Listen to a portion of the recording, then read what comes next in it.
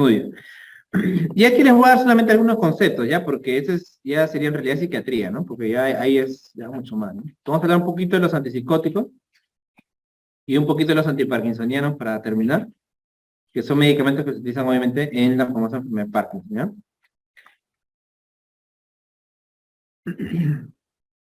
Otro esquemita para hablar un poco de lo que es los trastornos psicóticos, ¿no?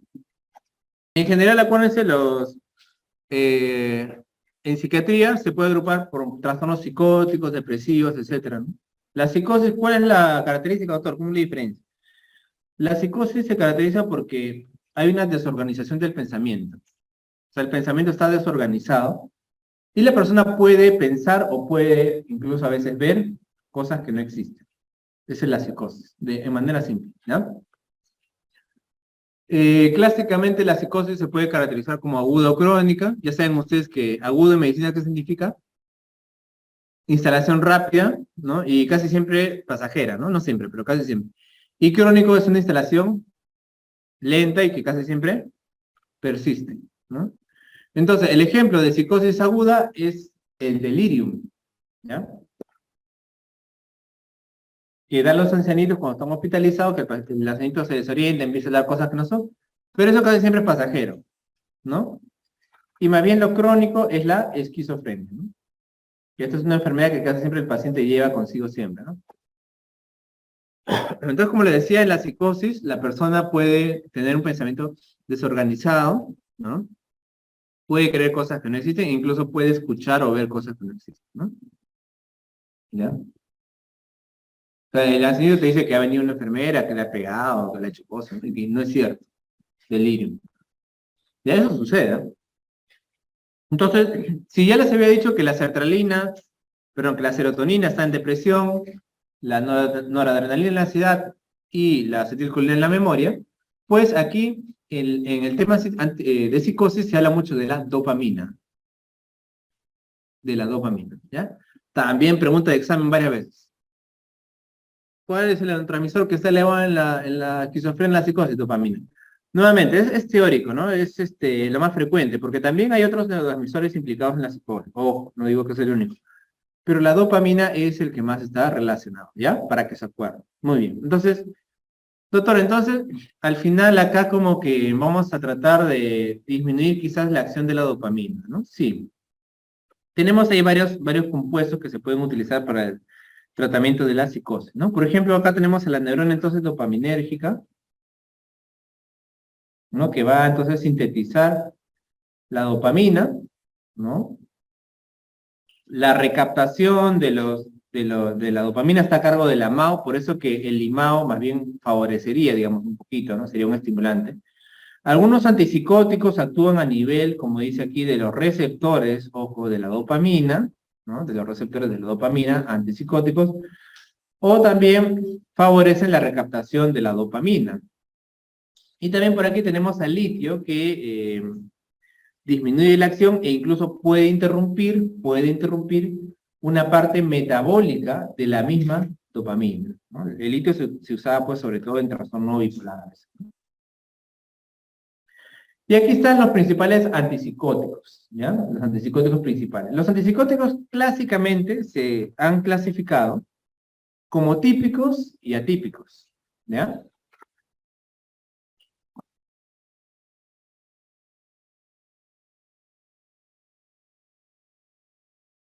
Ahora,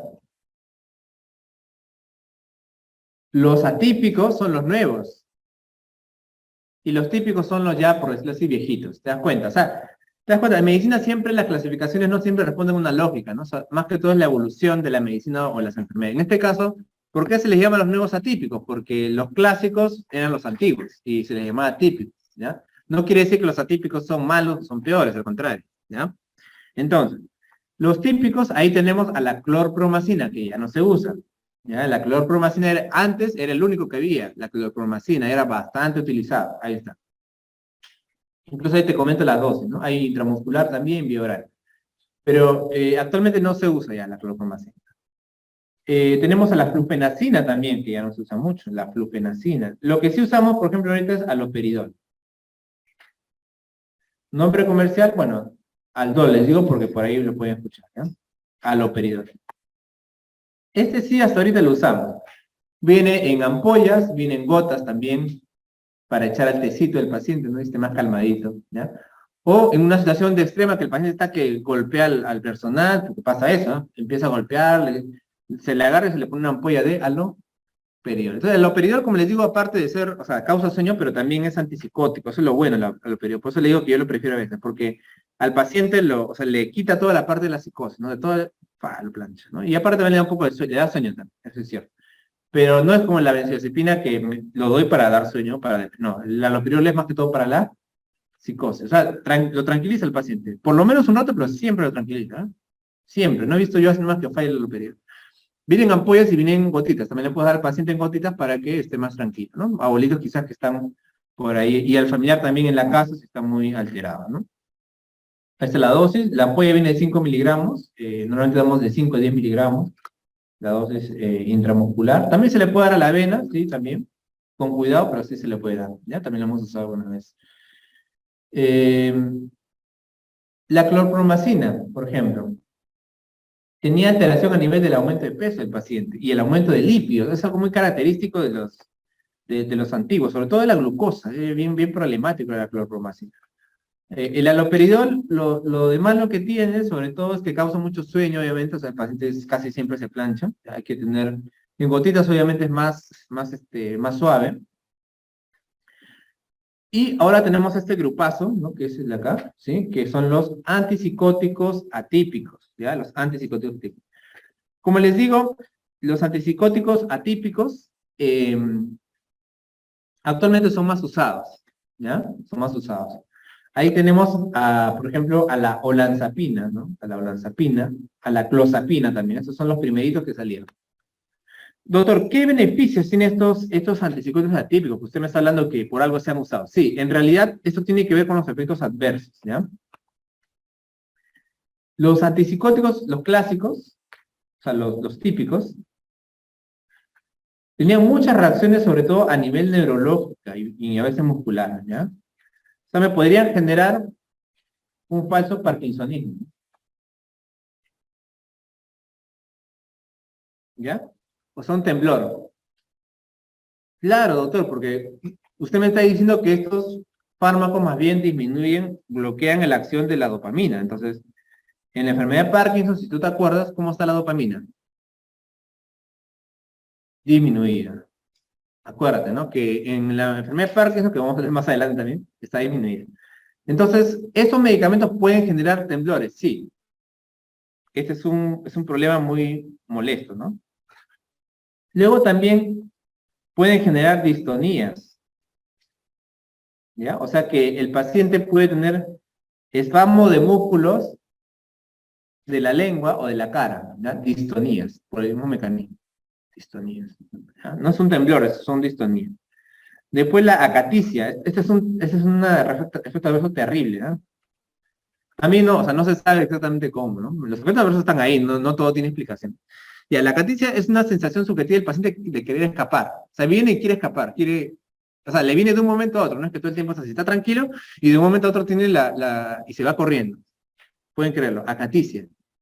¿Ya? Acaticia. Y eso está relacionado más que todo a los típicos, a los que hemos hablado, a los periódicos, ¿no? Un síndrome que llena de espanto a los psiquiatras. Síndrome neuroléptico maligno. El paciente sí se puede morir aquí. ¿Ah? Ahora vamos a hablar más adelante un poquito sobre esto. O la famosa hipertermia maligna, deben haber escuchado, ¿no? Yo me acuerdo pues de joven haber visto esos videos, ¿no? Estadounidenses ahí cuando se usaban estos medicamentos de años 70, seguro 80. Pues yo era joven y ahí decían, síndrome neuroléptico maligno. Y aparecía pues los pacientes ahí, los ponían en hielo, ¿no? Porque hacían una hipertermia maligna terrible, mortal, ¿no? Pero como te digo, esto ya cada vez es menos porque ya no se usan estos medicamentos. Pero antes cuando se usaba la clorpromacina era muy frecuente, ¿no? Y así hay varios efectos que el paciente pueda tener, ¿ya? O sea, puede tener, por ejemplo, disinesias, son movimientos tipo Corea, ¿no? Que el paciente presenta movimientos así, ¿no? Tipo Corea. Entonces, estos efectos adversos son bastante comunes con los típicos, ¿ya? Más bien con los atípicos, Esto de aquí ya no se ve, por si acaso, ¿ya? Con la clozapina, la olanzapina, la quetiapina, ojo, ¿eh? Estos de acá son atípicos, ¿no? La quetiapina también es un antipsicótico muy efectivo, la risperidona, ¿no? La risperidona. Ahí está la dosis también, ¿no? 200 miligramos de quetiapina, 600 miligramos. Risperidona viene de 2 miligramos, ¿no? 2, 4 miligramos se le puede dar al paciente, ¿no? Hay incluso presentaciones de liberación prolongada en apoyo intramuscular, ¿ya?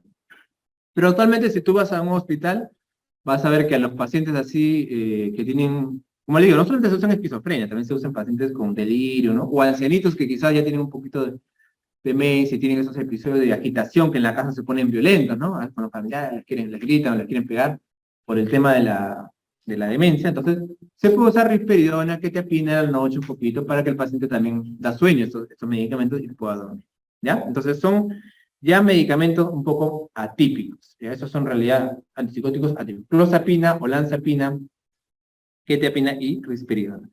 Ahora, igual no quiere decir que eso no tenga efectos adversos, ¿no? Pero ya los efectos neurológicos, musculares, eso ya no se ve tanto con los atípicos, ¿no?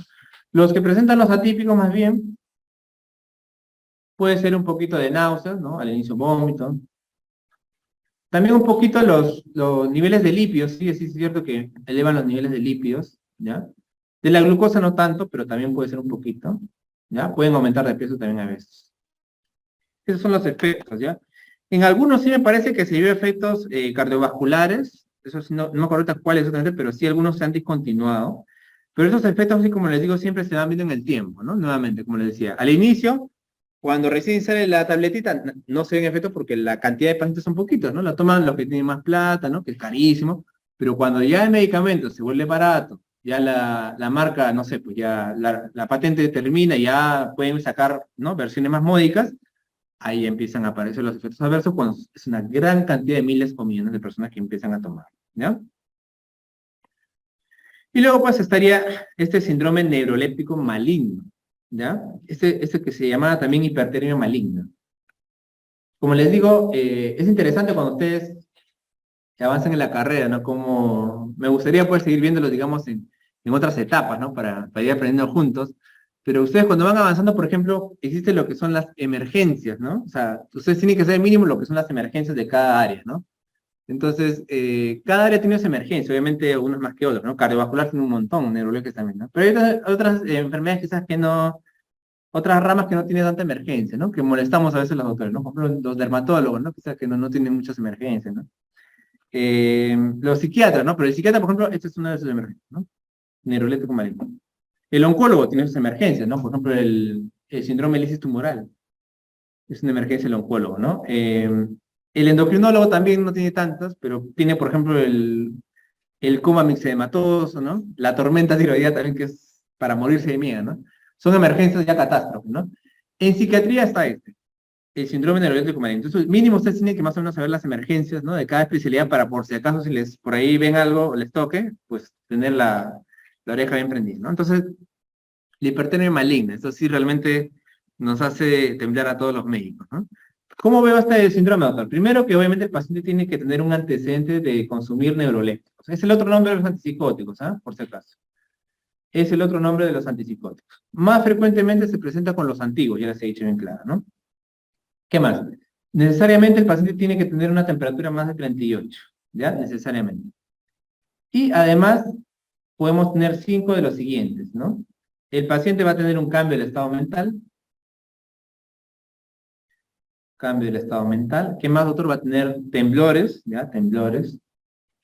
Puede presentarse taquicardia.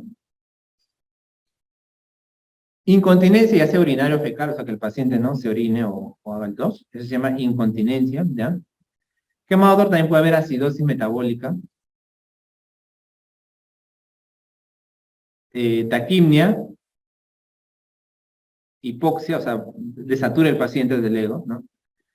CPK elevado, esta es una de las más importantes porque, o sea, es uno de los pocos exámenes de laboratorio que, ¿no? Que hay acá de criterio y que obviamente me permite pensar que el paciente pueda tener el síndrome de hipertérmico maligno, ¿ya? Alteraciones de la presión arterial, ya sea hacia abajo o hacia arriba, ¿ya? También puede existir cialorrea, o sea, cialorrea quiere decir salivación excesiva, ¿no? Salivación excesiva. Leucocitosis. Y desde luego hay que excluir otras causas, ¿no?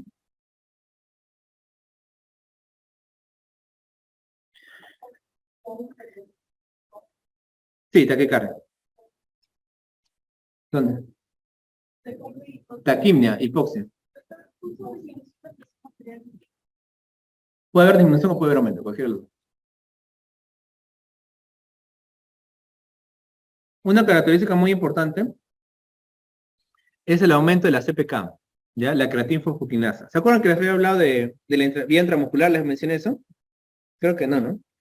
En la intramuscular, una desventaja en la intramuscular es que puede aumentar la CPK. O sea, por poner una ampolla de cualquier cosa a un paciente puede aumentar la CPK. Entonces, claro, si tú ves CPK aumentada y dices, el paciente tiene algo, no, puede ser normal porque le has puesto una ampolla intramuscular. Pero en el síndrome de hipertérmico maligno, la CPK aumentada puede decir eso. Ya, obviamente aquí también el manejo fundamentalmente es de soporte, ¿no? Si desaturas, oxígeno, si demasiado hay que intubarlo, hipertermia, tratar de bajar la temperatura, incluso con hielo a veces en casos extremos. Es un paciente que típicamente tiene que estar en la UCI. Ya, porque este paciente sí puede fallecer por acidosis metabólica, por insuficiencia respiratoria, por lo que sea. ¿Ya? Nuevamente, este efecto es raro, ya no creo que es frecuente, es súper raro, pero puede presentarse en la emergencia. ¿Ya? Nos han llamado algunas veces por esto, en algunas ocasiones sí me ha tocado ver a algún paciente. ¿Ya?